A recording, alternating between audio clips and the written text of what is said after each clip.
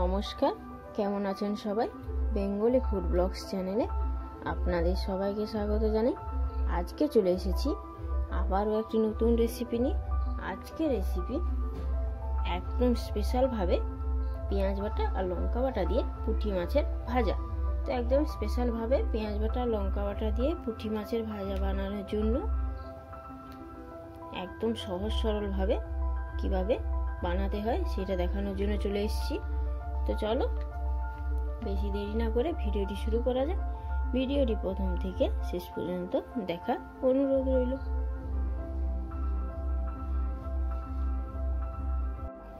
তো দেখো বন্ধুরা, পেঁয়াজ বাটা লঙ্কা বাটা দিয়ে একদম পুঁটি মাছে মচমচে ভাজা করার জন্য কিন্তু প্রথমেই দেখো আমি পুঁটি মাছগুলো কেটে নিয়েছি। দেখো এই রকম সাইজ করে আমি পুঁটি মাছগুলোকে কেটেছি।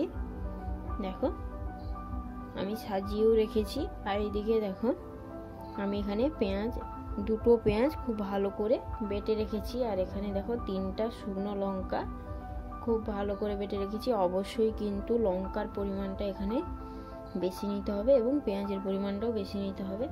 আর এইদিকে দেখো আমি মাছগুলো কিন্তু আগে থেকে লবণটা মাখিয়ে 1 ঘন্টা রেস্টে রেখে দিয়েছিলাম।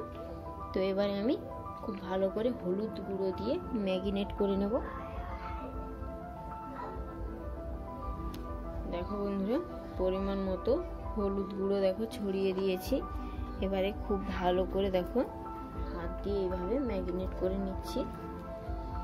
একটু হাত দিয়ে খুব ভালো করে একটা একটা করে ম্যারিনেট করে নেওয়ার চেষ্টা করবে, তাতে করে কিন্তু লবণ আর হলুদটা খুব সুন্দরভাবে ঢুকে যায়। তো আগে থেকে যেহেতু লবণটা মাখিয়ে রেখেছি তাই লবণের পরিমাণটা তো খুব সুন্দরভাবে ঢুকে গেছে। এবারে হলুদ গুঁড়োটা খুব ভালো করে মাখিয়ে দিলেই কিন্তু হলুদটা খুব সুন্দরভাবে ঢুকে যাবে। আর পুঁটি মাছে কিন্তু আগে থেকে লবণটা মাখিয়ে রাখলে মাছটা কিন্তু অনেকটা টাটকা হয়ে যায় এবং ভাজার সময় খুব সহজেই কিন্তু উঠে যায়। তো চলো এবারে গ্যাসের কড়াইতে আমি তেল দিয়ে খুব ভালো করে পুঁটি মাছগুলো আগে ভেজে নেব, তারপরে পেঁয়াজ বাটা লঙ্কা বাটা দিয়ে ভেজে নেব। তো দেখো বন্ধুরা, গ্যাসে আমি কড়াই বসিয়ে দিয়েছি আর কড়াইটা কিন্তু খুব ভালো করে গরম হয়ে গেছে। এবারে আমি দেখো পরিমাণ মতো সাদা তেল দিয়ে দিয়েছি। তেলটাকে কিন্তু অবশ্যই খুব ভালো করে গরম করে নিতে হবে। আর যেহেতু মাছ ভাজবো তাহলে তো আরো ভালো করেই গরম করতে হবে। আর দেখো আমি কিন্তু এখানে সাদা তেল ব্যবহার করেছি, তোমরা চাইলে এখানে সরষে তেলও ব্যবহার করতে পারো, কিন্তু এইরকম ভাজাভুজির ক্ষেত্রে সাদা তেলটাই কিন্তু সব থেকে বেস্ট।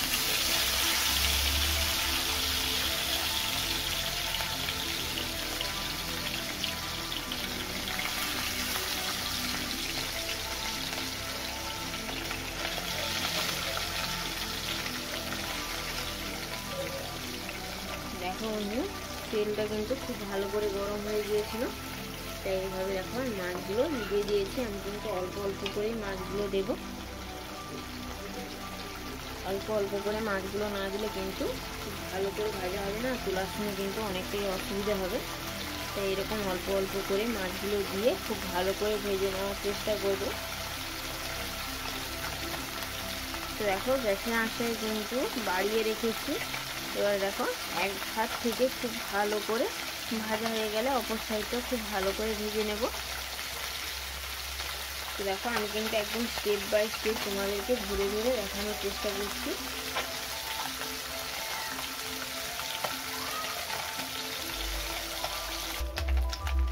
তো দেখো বন্ধুরা, 2 পাশ থেকেই কিন্তু আমি উল্টে পাল্টে দেখো খুব ভালো করে ভেজে নিয়েছি। দেখো একদম কিন্তু কড়কুড়ে করেই ভেজেছি। দেখো এবারে একটা প্লেটে আমি তুলে নিচ্ছি। আর যে বাকি মাছগুলো আছে সেগুলো আমি দিয়ে দিচ্ছি। দেখো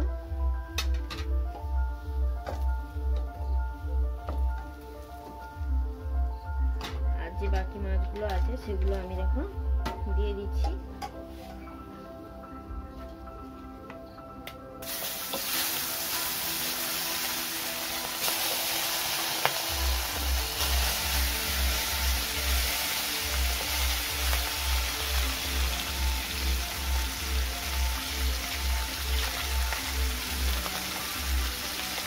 দেখো দেখো বন্ধুরা এগুলোও দিয়ে দিয়েছি, ঠিক আগের থেকে কিন্তু খুব ভালো করে ভেজে নেবো। তো চলো একদম সব মাছগুলো পুরোপুরি ভেজে নেওয়ার পরে ফিরে আসছি।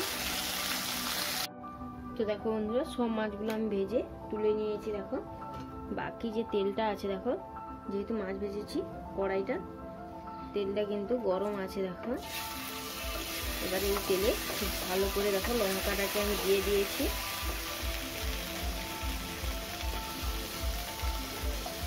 দেখো পেঁয়াজ বাটাটাও দিয়ে দিয়েছি। এবারে খুব ভালো করে দেখো কষিয়ে নিচ্ছি। খুব ভালো করে কিন্তু একটু কষাতে হবে। তো এর আগে আমরা সবাই জানি যে পুঁটি মাছ খেতে কিন্তু পুঁটি মাছের ভাজা খেতে কিন্তু খুবই ভালো লাগে। তো একবার এইভাবে একদম পেঁয়াজ বাটা লঙ্কা বাটা দিয়ে একদম ঘরোয়া বাটা মশলা দিয়ে একবার যদি এইভাবে পুঁটি মাছ কড়কড়ে করে ভাজা করে খাওয়া যায় তাহলে তো আর কোনো কথাই হয় না। আর খেতেও কিন্তু দুর্দান্ত স্বাদের হয়। তোমরা কিন্তু না বানালে বুঝতেই পারবে না যে এই টেস্টটা এতটা সুন্দর হয়। দেখো পেঁয়াজ বাটা লঙ্কা বাটাটাকে দেখো আমি খুব ভালো করে কষাচ্ছি। অবশ্যই কিন্তু খুব ভালো করে এইভাবে কষাতে হবে, নাহলে কিন্তু এই ঝালটা অনেকটা তীব্র লাগবে। আর এই পুঁটি মাছের ভাজাতে পেঁয়াজ বাটা লঙ্কা বাটার পরিমাণটা একটু বেশি করে দেবে, তাহলে কিন্তু খেতে আরও বেশি সুন্দর লাগে। আর পুঁটি মাছগুলো একটু ভালো করে কিন্তু এরকম লাল লাল করে ভেজে নিতে হবে, নাহলে কিন্তু এই টেস্টটা ঠিকঠাক আসবে না। তো দেখো খুব ভালো করে কষানো হয়ে গেছে। এবারে আমি দিয়ে দিচ্ছি। দেখো একদম কিন্তু সিম্পল আর সহজ সরলভাবেই কিন্তু বানিয়ে দেখাচ্ছি। দেখো একদমই কিন্তু সহজ সরলভাবে। তো দেখো এটা কিন্তু বাচ্চা বলো বয়স্ক বলো বা আমরা সবাই কিন্তু খেতে খুবই পছন্দ করি। এবার বাড়িতে বাচ্চা থাকলে ঝালের পরিমাণটা অনেকটা তোমরা কমিয়ে আনতে পারো। তো দেখো একদম কিন্তু তেল কমই ব্যবহার করেছি আর একদম ঘরোয়া বাটা মশলা দিয়েই কিন্তু রান্নাটা করেছি। এর টেস্টটা কিন্তু দুর্দান্ত স্বাদের হয়। আর গরম ভাতে এই মাছ ভাজাটা যদি হয় তাহলে তো আর কোনো কথাই হয় না। তো দেখো সব কিছু কিন্তু হয়ে গেছে। এবার গ্যাসের আঁচটা বন্ধ করে দিচ্ছি।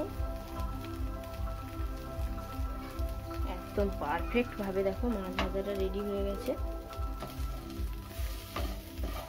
তো দেখো এবারে আমি প্লেটে নামিয়ে নিচ্ছি। তো দেখো বন্ধুরা সব মাছ ভাজাগুলো দেখো এইরকম একটা প্লেটে নামিয়ে নিয়েছি। দেখো দেখতে কতটা সুন্দর হয়েছে। এটা দেখতে যেমনই সুন্দর খেতেও কিন্তু দুর্দান্ত স্বাদের লাগে। একবার বাড়িতে না বানালে কিন্তু বুঝতেই পারবে না যে এই টেস্টটা এতটা সুন্দর হয় আর এটা খেতে এতটা দুর্দান্ত স্বাদের হয়।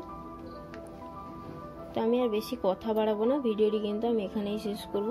তো চলো সবাই ভালো থাকবেন, সুস্থ থাকবেন, সাবধানে থাকবেন। ভিডিওটি ভালো লাগলে অবশ্যই আমাকে কমেন্টে জানাবেন, লাইক ও শেয়ার করবেন, চ্যানেলটি সাবস্ক্রাইব করবেন। আবারও ফিরে আসবো একটি নতুন রেসিপি নিয়ে। তো চলো নমস্কার।